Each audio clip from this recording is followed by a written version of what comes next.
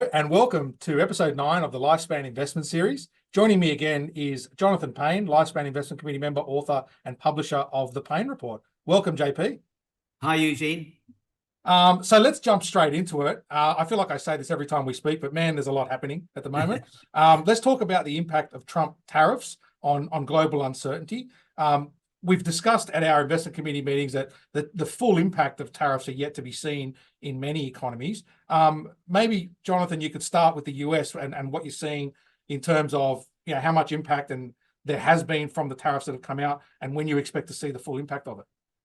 Sure. Yes, Eugene, I think you're absolutely right. Every time we have these interviews, you always say that, as you just said, man, there's a lot that's been going on. I couldn't have said it better. Yeah, it's amazing, isn't it? We live in such an interesting time. I was saying to someone just the other day, I've been in the financial markets for 41 years, and I cannot recall a moment where there's so many fascinating things happening there. It's exhilarating, it's exciting, it's complicated, it's all of the above. And I mean, I still get excited waking up every morning to see what on earth has happened. But your specific question relates to tariffs, which of course have been very, very important for financial markets and indeed the global economy. But with reference to the impact on the United States, we now pretty much have a relatively good understanding of the total Trump tariff package. We all go back to that fateful day on April the 2nd, Liberation Day, when we were all shocked and horrified by the scale of the tariffs. And then, of course, we had the 90-day pause, and we've seen a lot of bilateral negotiation with some of the big powers. And now we've got a fairly good sense. I mean, obviously, the Indian tariff situation is still somewhat up in the air, with them being hit with 50% tariffs. The Chinese negotiations are still ongoing. One thing we will say very briefly, with respect to the US-China bilateral negotiation, that China clearly has a lot of cards up its sleeve. The primary ace up their sleeve is, of course, that China has so much of the world's processed rare earth materials and critical minerals, in particular magnets. And so, of course, the Americans have had to kind of be a little bit more softly in that negotiation. But talks are still ongoing, but that is a really big negotiation. But for the rest of the world, we pretty much know where we stand. So the average effective tariff rate as we speak is around the 18% mark. Now, that is up very, very substantially from the average effective tariff rate of approximately 2.4% that US had on imported goods at the end of 2024. So it's a material change. What does that mean? I've got a really rough and ready rule of thumb with regard to what is the impact of the increase on tariffs on US consumer price inflation over time. And my rough rule of thumb is a 1% increase in US tariffs in the average effective rate equates to an approximate 0.1% increase in CPI as a one-off price adjustment. But we also know, of course, that it takes time to filter through the economy because, of course, we know the importer, the company that is importing those goods from overseas, pays a tariff on their entry into the United States. So the first payment is by the company, the importer, and then, of course, they send their money, their tax, their tariff off to the US government, which makes Donald Trump very happy. And then it's up to the company as to whether or not to absorb that tariff, that tax, in their profit margins or pass it directly onto the consumer. Every company, every importer is going to be somewhat different. So again, we don't know if it's certainly not a one-for-one. It's going to be somewhat diluted. Some analysts are suggesting 50 to 60% of the tariffs will be passed on to consumers. We just don't really know. But what we do know is that we're in the early innings, the early stages of the impact on final consumer prices. Because don't forget, consumer price inflation is a measurement for the average change in prices in the average shopping basket of goods that the US consumer buys. We saw last week, you will have seen, and I wrote about it in my weekly Payne report, we saw a very sharp rise in producer prices of 0.9% month on month. And that is beginning to let us know that there are some pressures percolating in the plumbing of the inflationary system. My best guesstimate is that we will see consumer price inflation rise towards 4% by the end of 2025. We are nowhere near the full impact of these tariffs. Because don't forget, Eugene, since April the 2nd, they've been on again, off again, on again, off again. We had huge pauses. Plus, also, we haven't got certainty about some of the sectoral tariffs on, for example, pharmaceuticals. A lot of pharmaceuticals are imported into the United States. Then there's the semiconductor one. And of course, there's a lot of exemptions there as well. Then we've got steel and aluminium that are already in place. Then we had all the auto tariffs on South Korea and Japan, so on and so forth, and on the EU. The bottom line is this takes time to feed through the plumbing of US inflation. My best guesstimate, as I just said, heading towards 4% US CPI by year end. That's quite a big number from where we are, what, at about 2.7-ish at the Correct. moment. So that would be a significant increase. And to give some perspective on that, if I could have an analogy of a supermarket, as soon as the tariffs go into play, well, the supermarket shelves are already stocked and those goods have already been paid for. So the tariffs don't flow into that. They flow into the goods that are still yet to be imported into the country. And that's why it can take up to several months, depending on how well stocked the different types of inventories are. You hit upon an absolutely critical factor that I should have referenced. Absolutely right. We know that companies across the United States bought a huge amount of goods to front run the impact of the tariffs. So the inventories went up extremely sharply. We know that from the import data in the first quarter in particular. And so, as you say, the warehouses were stacked full of goods that were pre-tariff goods. You have to work down those goods in the warehouses, work down those inventories. And then, as you say, it's when companies and retailers restock their warehouses with goods and the shopping shelves that will then start seeing the price impact of these tariffs. You're absolutely right. So it'll probably be sort of end of the year, maybe even early next year when we see the full impact of everything that's been passed on. And the market will essentially decide in the different sectors how much of it gets passed on and how much of it's absorbed by companies. All right. So that's interesting. So moving on to like the impact to the economy and markets and whatnot. So inflation numbers have remained relatively stable, but as we've just discussed, we expect inflation to accelerate a bit towards the end of this year and early 2026. So what are your thoughts regarding the outlook for the US, including interest rates? Because obviously this has an impact on interest rates, considering the softening labor market and the wait and see regarding how the US economy will absorb tariff pressures. Yeah. So this is where it gets what I've described in my recent reports as fiendishly complex. The macro environment is fiendishly complex. And it's complex because we've got a really interesting US economy at the moment. There is undeniable weakness in the labor market. And we saw that in the recent non-farm payroll report, where we saw those dramatic downward revisions to the last 2 months. And don't forget that in 23 into 24, we've seen 818,000 jobs being revised away by the BLS in 2024. So the backdrop for the employment market is much weaker than the headline numbers had previously suggested. So we've got general weakness in the employment market, and it's best characterized as following. Companies aren't laying people off as such yet, but they're certainly not hiring.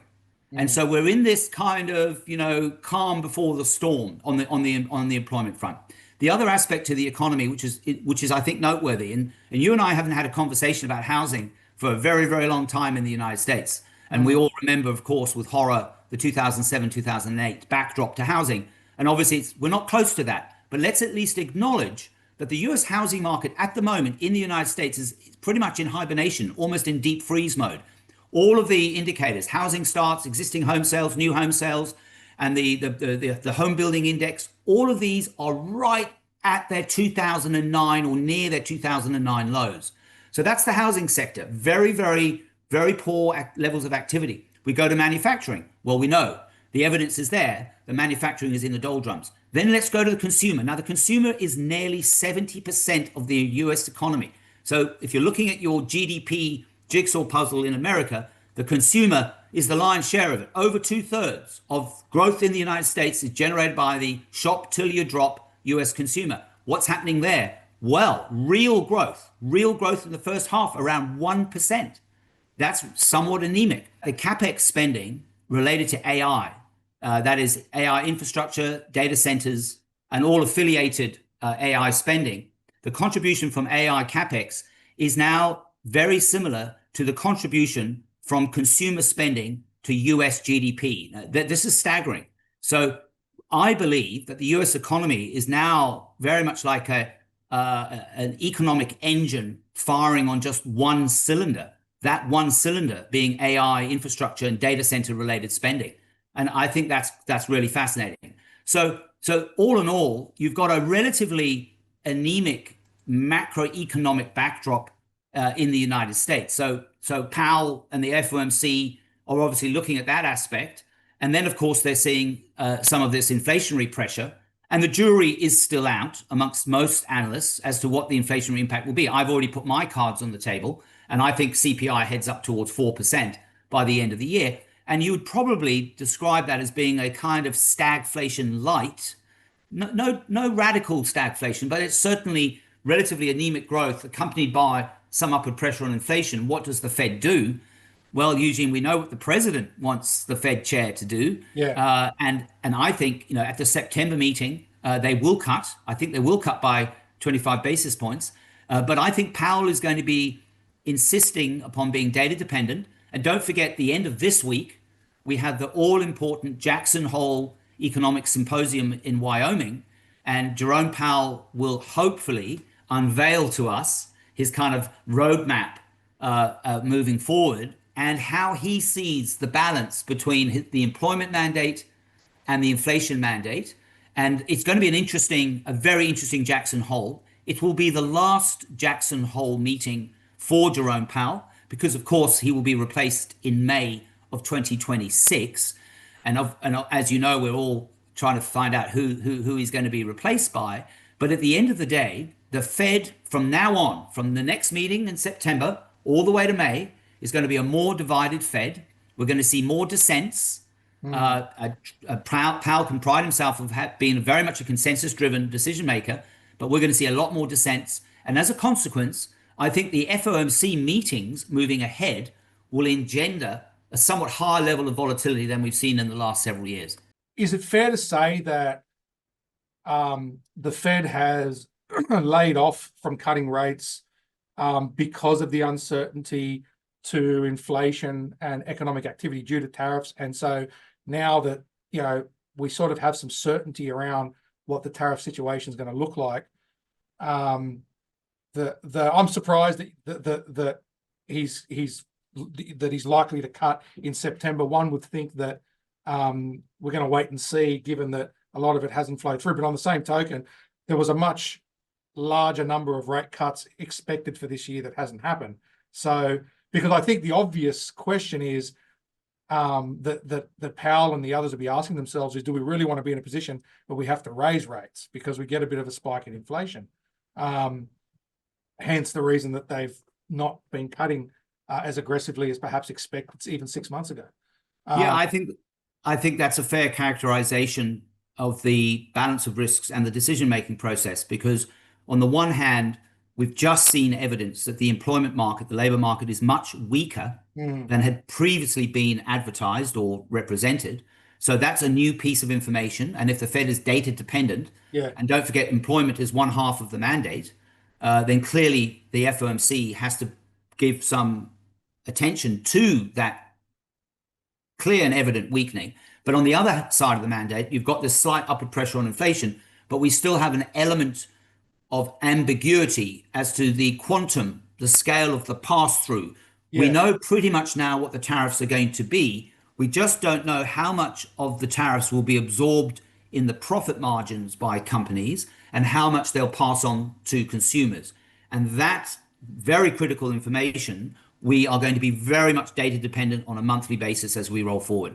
Okay. All right. So a lot of uncertainty, a lot of ways this could go, but it seems as though the pieces of the jigsaw puzzle are starting to come together slowly. All right. What if we now move to China? So the Chinese economy has been more resilient than expected, seemingly adjusting to the tariff uncertainty. Where to from here in terms of China, JP? Yeah, it's an interesting avenue for our discussion, Eugene. We actually haven't spoken about China for a while.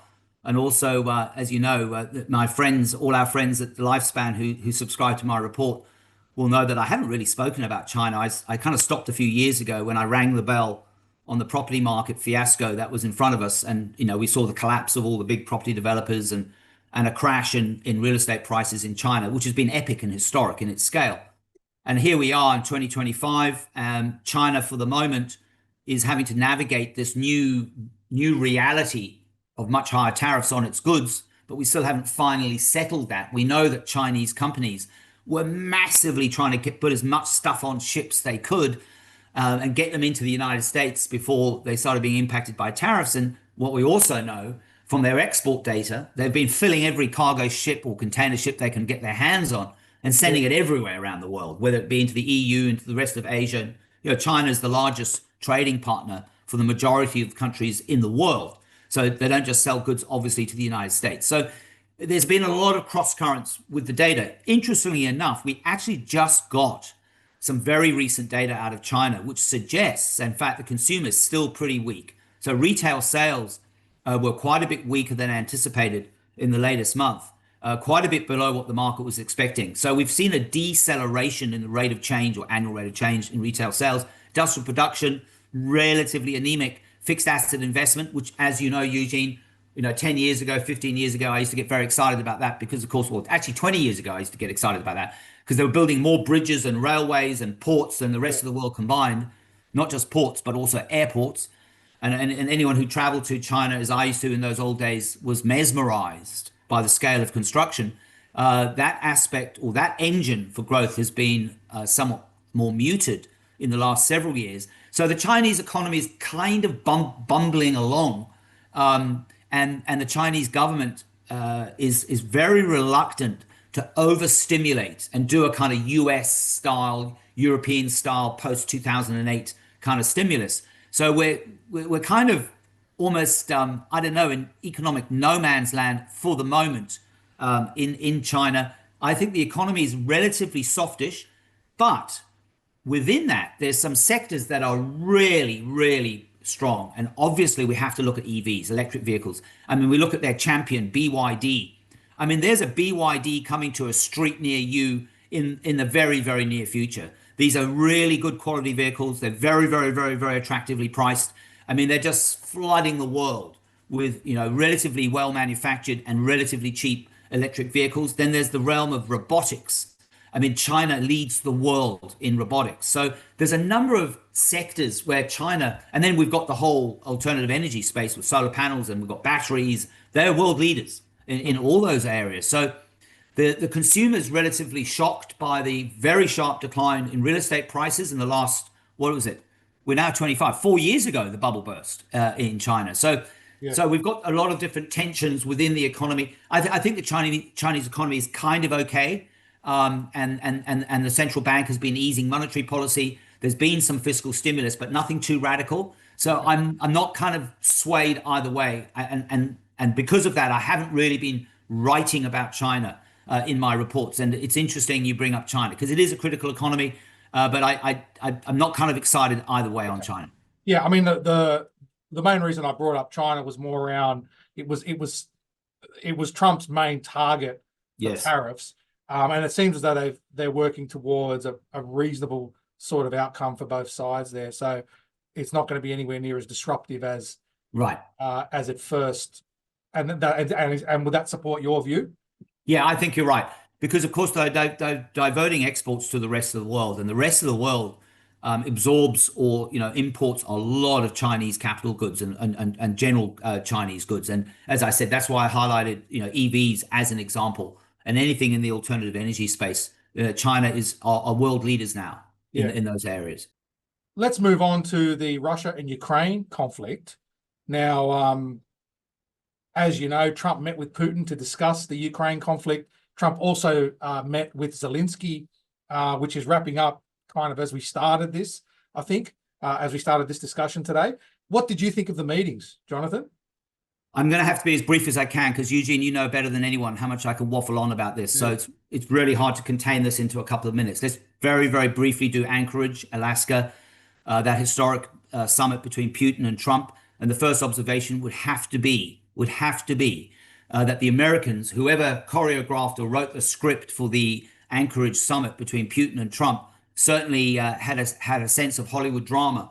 As Putin walked down the red carpet and was met by Donald Trump, if you looked above Putin's head, there was a B-2 stealth bomber, accompanied by 4 F-22 stealth Raptors, the most advanced fighter craft in the universe, right over his head. If there was ever an in-your-face manifestation of American military might, there it was. It was extraordinary. The other dynamic in Alaska, just briefly, is that Vladimir Putin got into the beast, of course, being the US presidential limousine. That was a very notable moment for me. I obviously was watching this very, very avidly. Then we had the press conference that wasn't a press conference. When have you ever seen Donald Trump not want to answer questions at a press conference? He was very subdued. Vladimir Putin did what he usually does and rabbited on about a whole lot of stuff. And then Donald Trump walked away from the microphones and we all went, oh boy, what happened?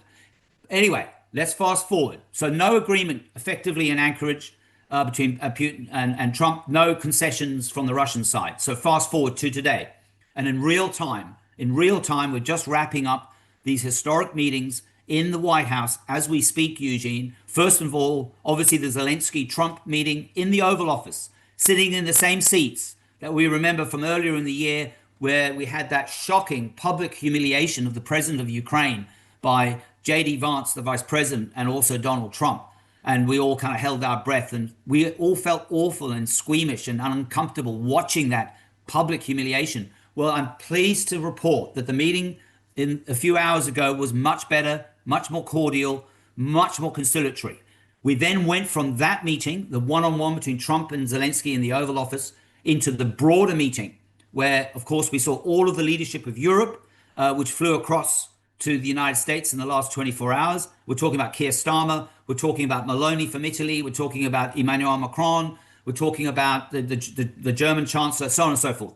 All of them in a room with Zelensky and Trump. It now looks like we're going to have a trilateral between Zelensky, Trump, and Putin. I think the Europeans want to be at the table. We shall see. On the table are two issues. There's only two issues on the table. Is there going to be any kind of concession or negotiation about territory? Where does Zelensky and the Ukrainian people stand on that? We know what Putin wants. He wants the Donbass. He's already got Crimea. Let's take Crimea off the table. He wants the Donbass, and he wants basically the line of control to be where Russian troops are today. It's going to be a hard and bitter pill for Zelensky to swallow. And of course, the Europeans and the Americans are now discussing and negotiating security guarantees and assurances to the people and nation of Ukraine.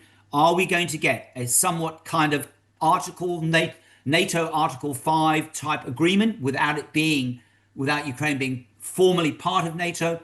Are the Europeans going to provide boots on the ground to guarantee the sovereignty and defense of Ukraine? So that's what's on the table now. The Europeans are saying they're willing to commit to that. Will the United States of America provide the Europeans and the Ukrainian people with a security assurance if Putin shows any form of aggression? From this moment on, will the United States provide that security assurance? That's where we are. We think the Zelensky-Putin-Trump meeting will be within the next 2 weeks. Let's hope it takes place. And obviously, every single person watching this has only one desire, one vested interest, is that this brutal, awful war stops as soon as it can. Absolutely. It's been 3.5 years now. All right. Well, fingers crossed there's a good outcome there.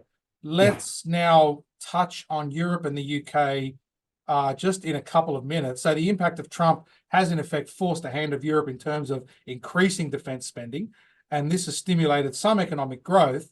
However, economies such as Germany are beginning to feel the impact of auto tariffs. Growth is slow in France, and the UK is still in the grips of budget tightening.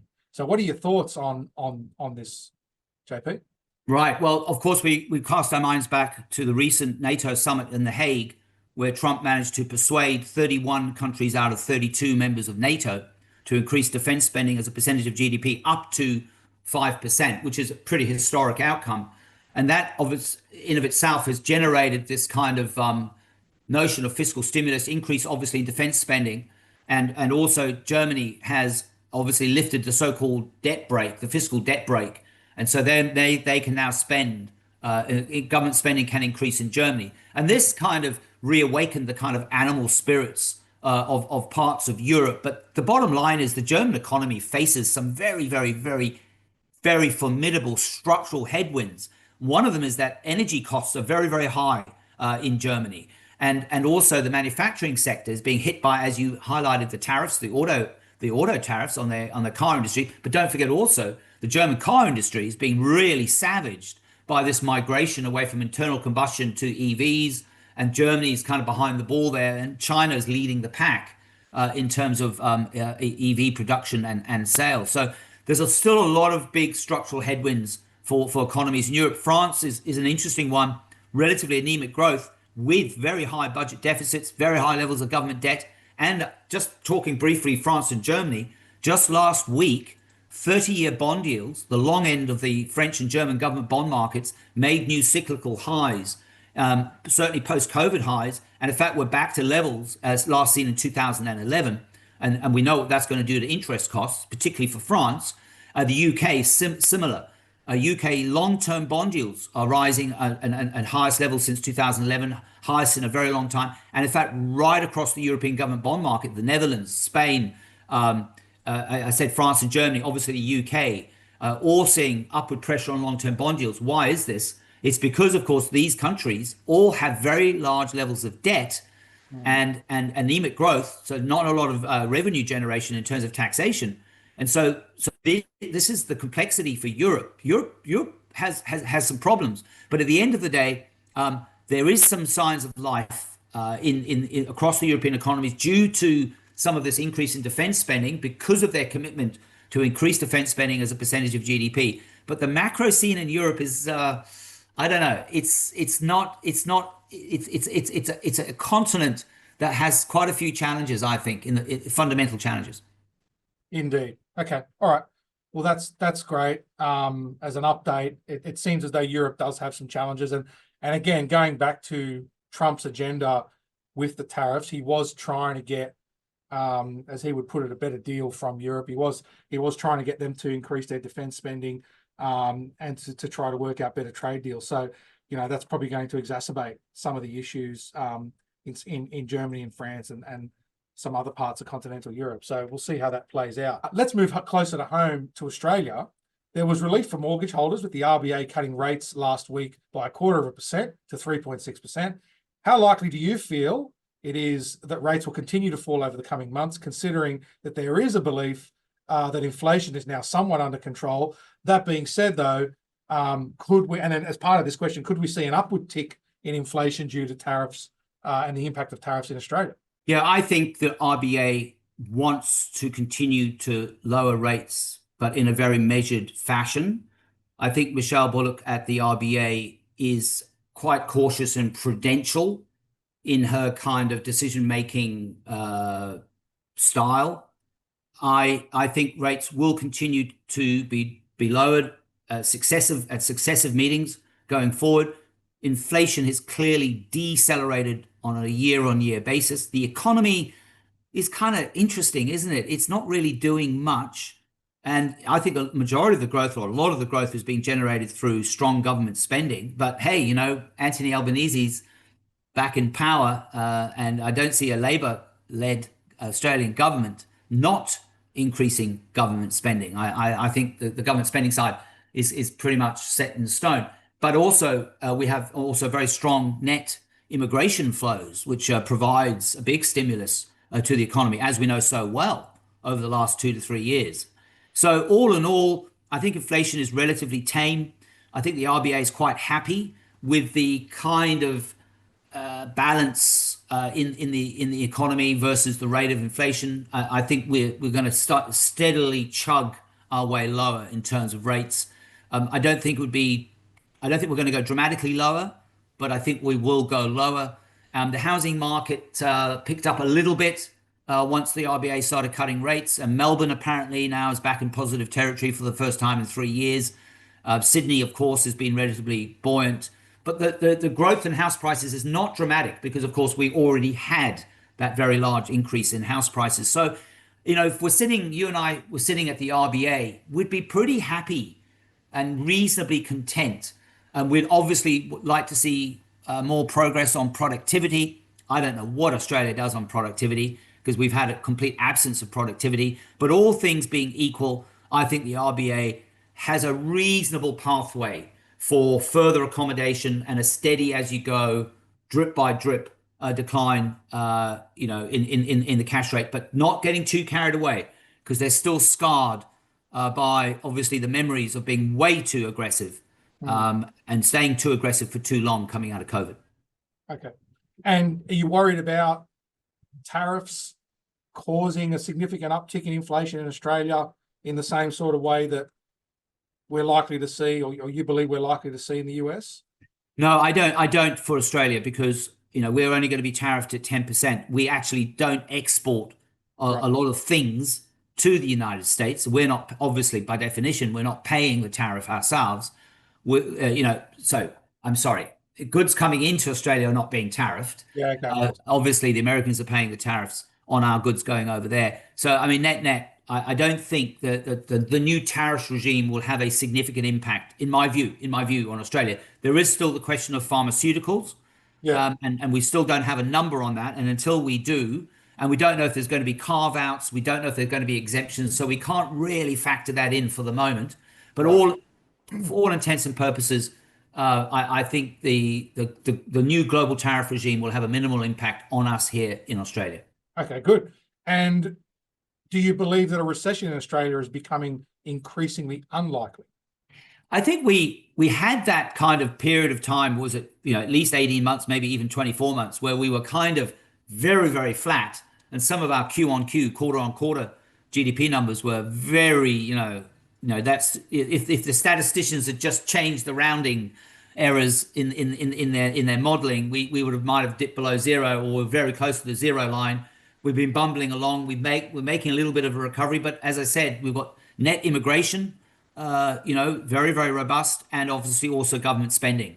And don't forget, not just got federal government spending, you've got the states as well that have been spending a lot of money, obviously as well. So I don't see a recession on the cards in the near term. I don't see a takeoff because I just don't see what sector in Australia is going to be the kind of locomotive. I mean, the United States of America has AI, and we already went through those numbers earlier, the extraordinary amount of money being spent on AI, infrastructure and data centers and the like. Here in Australia, where's the next big catalyst for growth here in Australia? I just don't see it. So I'm relatively relaxed about the Australian economic outlook.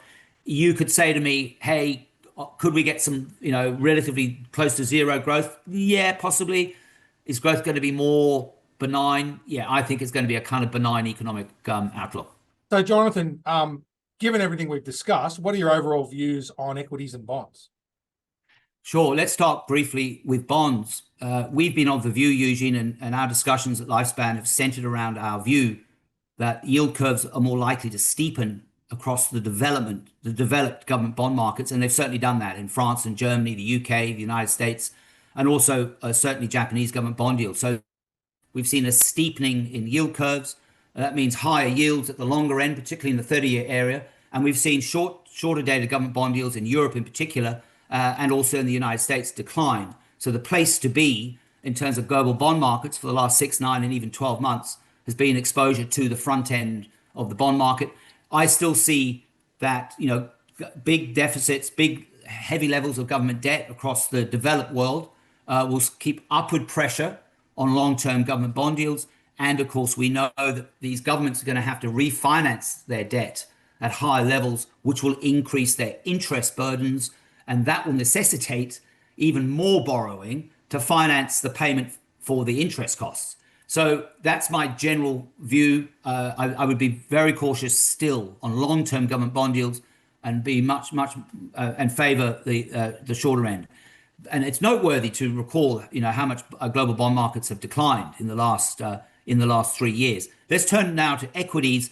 Eugene, you and I have had this conversation quite a lot in the last, 6 to 9 months in particular, but actually maybe longer, where I've got this kind of conundrum, or I could call it, you can call it a contradiction if you wish, where I've got this relatively cautious macro view with regard to the US economy, but at the same time being very positive, very bullish on AI, and in particular what I've called for some time the so-called Magnificent One, which of course is NVIDIA.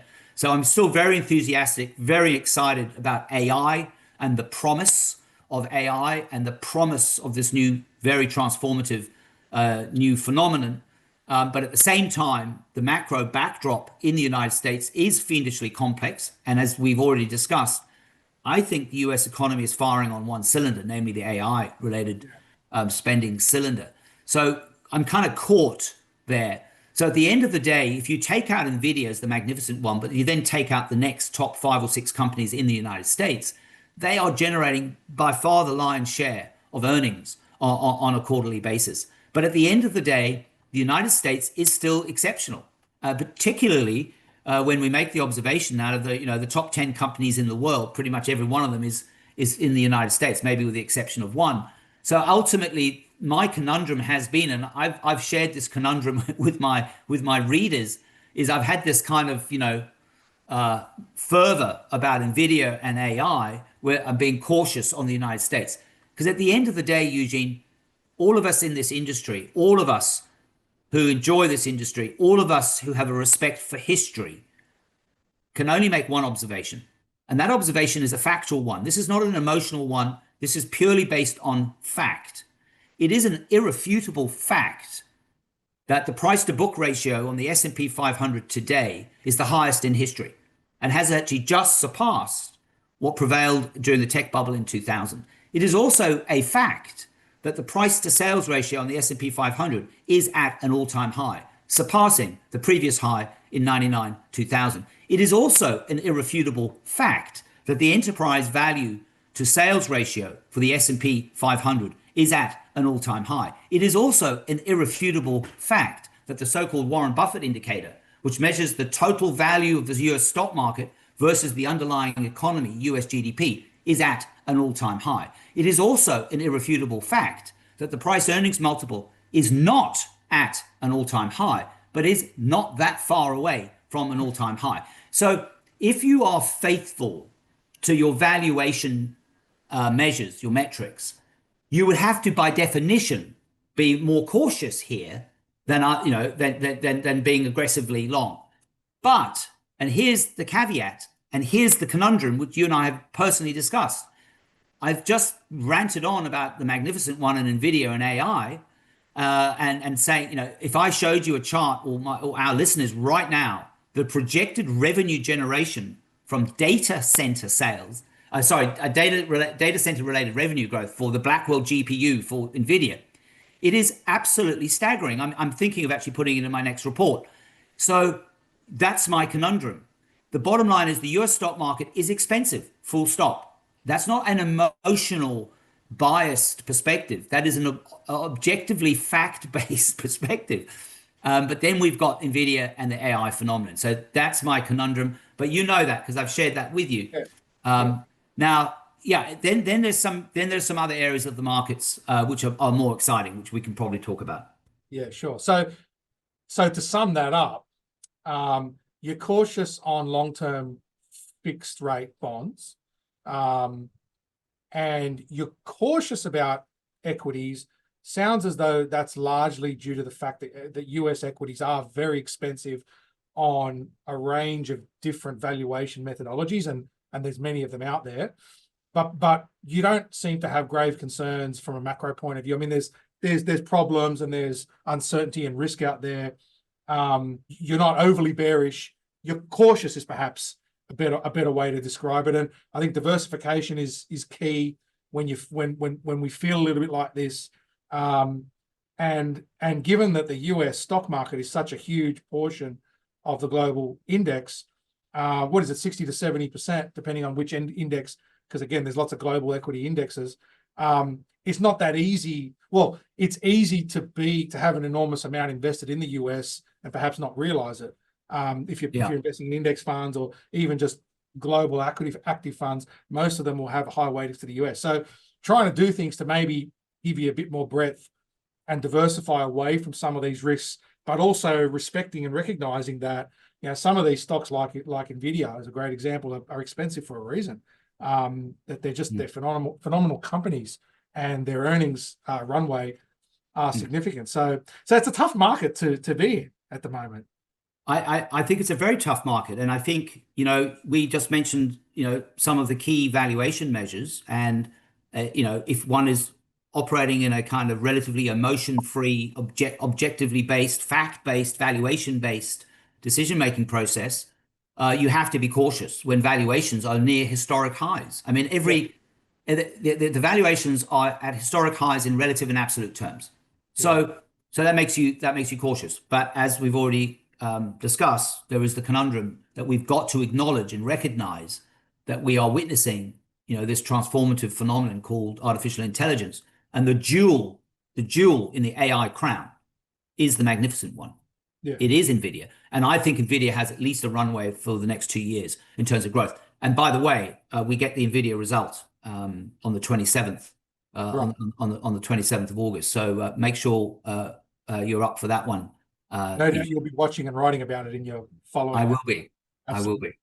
I look forward to that. Now let's move on to the lifespan portfolio. So I want to talk about some of the changes we've made. We haven't done that much in the last quarter in the portfolios, and I think a lot of what we've talked about today isn't that new. We've had these views and these feelings about the bond market and equity markets for some time now, and as such, our portfolios are reasonably well, we like to think, positioned for that sort of an environment. One of the things we did do is we made a change to our emerging market equity manager. Now, we talked about just earlier having some diversification away from the US. So obviously investing in emerging markets is one way to do that, albeit a lot of these emerging market companies that these managers invest in do rely on the US for a lot of their earnings, but they definitely do give you some diversification. Now, so there is a valuation, and there's usually a valuation gap between emerging market stocks and US stocks and other developed world stocks. But we think it's particularly attractive at the moment. Jonathan, you've got some views on emerging markets. Could you share those with everyone? Yeah, sure, Eugene. I mean, look, we've had some really good discussions amongst the team over the last, I think it's 3 to 6 months now, Eugene, isn't it? Yeah. We've had some really great discussions from, and contributions from the rest of the team, and a discussion around emerging markets and looking at the relative valuations to obviously the United States and other developed equity markets. So the first observation is a simple one, is that emerging markets are trading at a valuation discount to their, to the comparative markets in the developed world. But as you just correctly pointed out, historically there's been a discount for a good reason, because emerging markets attach a higher risk premium because they are emerging markets. There's a volatility, there's a policy uncertainty dynamic to investing in emerging markets. And the other thing we talked about, I think we did at our last meeting, Eugene, was the observation that for the first time, well, certainly for the first time in my 41 years, and I think the first time in history, actually, in modern history, the actual risk premium around emerging markets, when you look at fiscal measures, that is debt levels, absolute debt levels, debt to GDP levels, the budget deficit to GDP levels, etc. Funnily enough, a lot of the emerging markets have much better fiscal ratios. We'll leave China out for the moment, but a lot of the countries that comprise emerging markets have better fiscal arithmetic than much of the developed world, because France is pretty much a fiscal basket case. I would say the UK is a fiscal basket case, and the United States is almost a fiscal basket case, and then Japan is without doubt a fiscal basket case. And yet, so many countries in the emerging markets have much better fiscal ratios. So the historical risk premium that we attach to emerging market assets versus that of the United States and much of Europe, much of that is dissolving. So that, I think, is interesting. When it comes to policy uncertainty, well, I'd say there's quite a lot of policy uncertainty in the United States. I'd say there's quite a lot of policy uncertainty in Europe. And then we look at earnings generation. Now, obviously, we've already had a long conversation around, that America is the strongest in terms of earnings growth, and that's being powered by these Magnificent Seven, and in particular, the Magnificent One. And there isn't really an NVIDIA type company in the emerging markets, although we could say Taiwan Semi is a pretty impressive company. That's certainly one of the largest members of the emerging markets. And then you've got a couple of Chinese companies like Alibaba and even BYD and Tencent. These are great companies. And then you've got India in the emerging market basket, which is very interesting. The banks in India look very exciting. Yes, they're on reasonably expensive multiples, but for good reason, because banking in India is a growth market. And then you've got the India story, which we have all believed in for a while. So there's some really nice kind of tailwinds to these emerging markets, and you've got obviously that very large valuation discount. I think on a PE basis, there's at least a 9-point discount investing in emerging market indices or emerging markets. So net, we wrap that all up together. You can make a reasonably powerful case for an allocation to emerging markets. And moreover, when you consider the major global institutions have been largely underweight emerging markets because, of course, the United States has been, in pole position, it's got all the attention and got all the capital, and it's risen as a proportion of the overall global equity indices.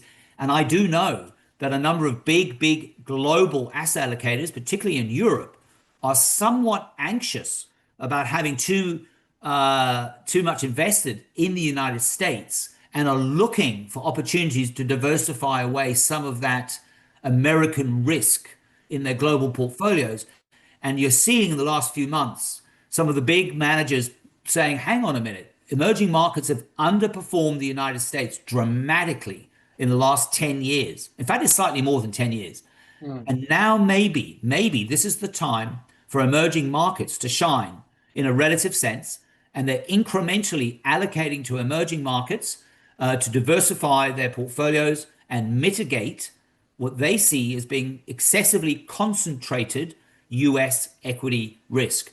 And given the conversation we just had, where we can see objectively that all the valuation measures in the United States are right up there, stretching the top part of the chart on your screen, and the emerging market valuation measures are way down the page in a relative sense.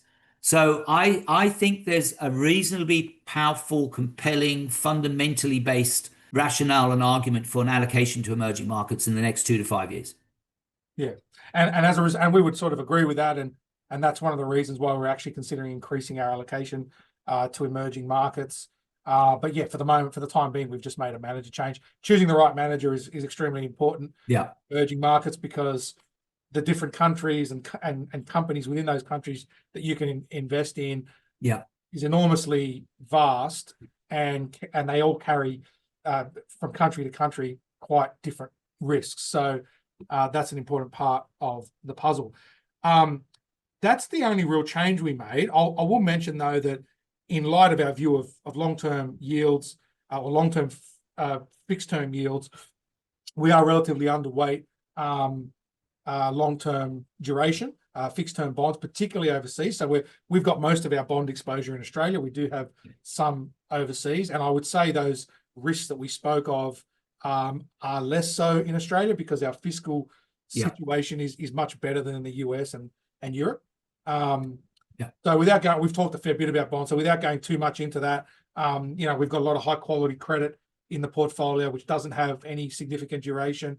We've got a fair bit of cash as well. We do have some duration because at some point long-term yields could come down, particularly if interest rates keep falling. But at the moment, long-term bond yields are sort of anchored, and they're not coming down, even though short-term rates are being cut. Anything to add to that, JP?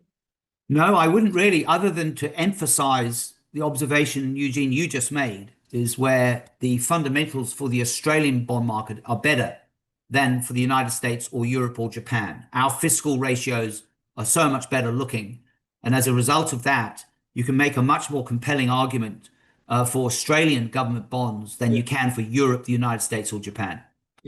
Yeah, which is which is represented in our portfolios. Yeah. So that's good. The other point I wanted to make is that over the last quarter, and perhaps even a little bit longer, our Aussie equity managers in the portfolios have underperformed a little bit by not holding the Commonwealth Bank, which is becoming a bit of an enigma.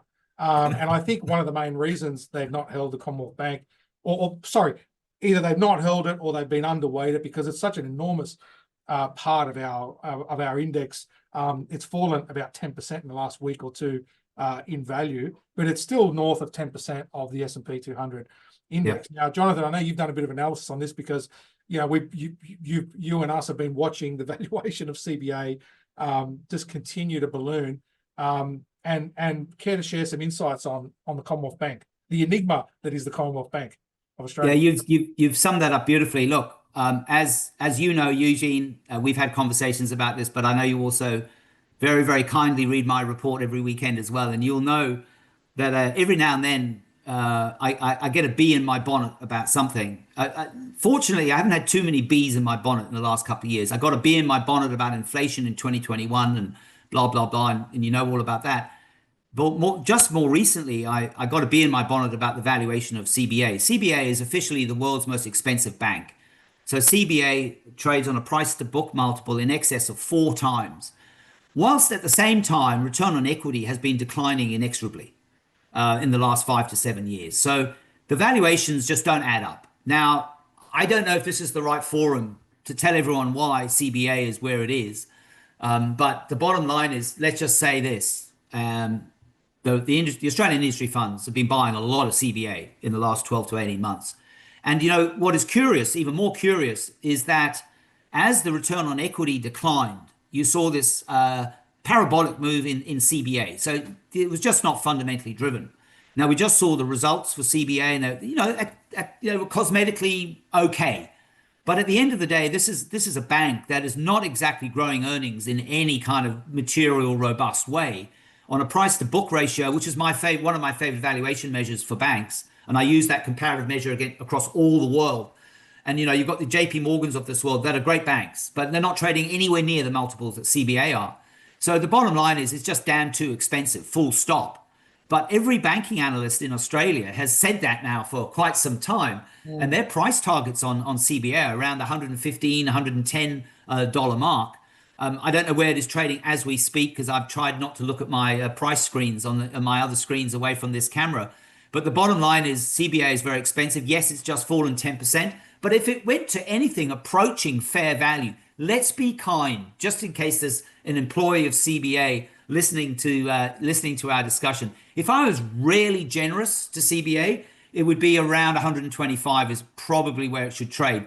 There's some of the world's best banking analysts say the thing is not worth more than $100. Anyway, every Australian pretty much has some exposure to CBA because, as you say, it's such a large part of our market. It is an enigma. That's a great word to use. From a valuation perspective, it doesn't make any sense whether that is spelt with an S or a C.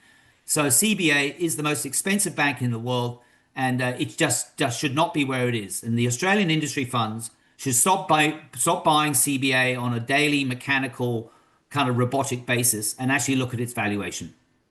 Okay. Well, that's interesting. But it is, yeah. But given how big a part of the index it is, it does carry weight as to the performance of an active fund. But anyway, and we're sort of comfortable with that position because, we want diversification and we don't expect our managers to outperform all the time. But I thought that might be interesting. So to summarize, the other important part of our portfolios where we're trying to get some diversification away from US equities and equities generally is we've got a decent exposure now to property, listed property and listed infrastructure.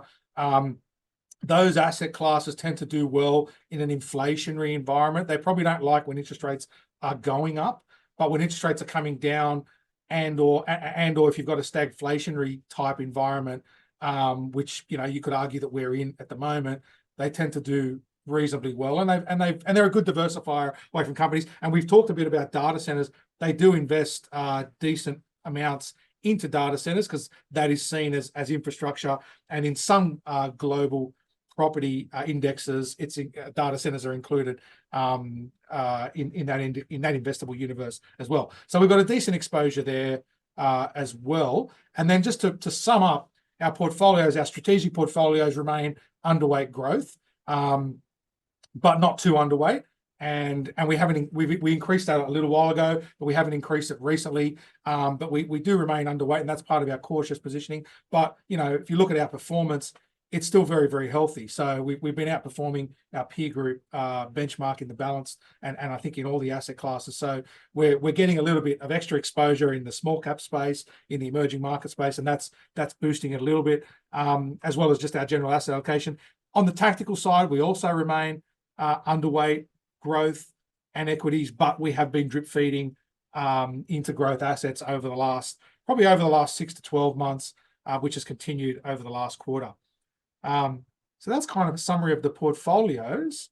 And I think on that note, Jonathan, unless you have anything else to add that you want to I couldn't possibly add anything to that, Eugene. You summed it up perfectly. It's been a great discussion. Thanks again for joining us, Jonathan. My pleasure. My pleasure. And thank you to everybody for tuning in. If you've got any questions, please don't hesitate to contact your Lifespan advisor. And if you don't have an advisor, contact Lifespan directly by visiting our website, and we can help you find one. Thanks again. All the best, and look forward to talking to you again next time. Thank you.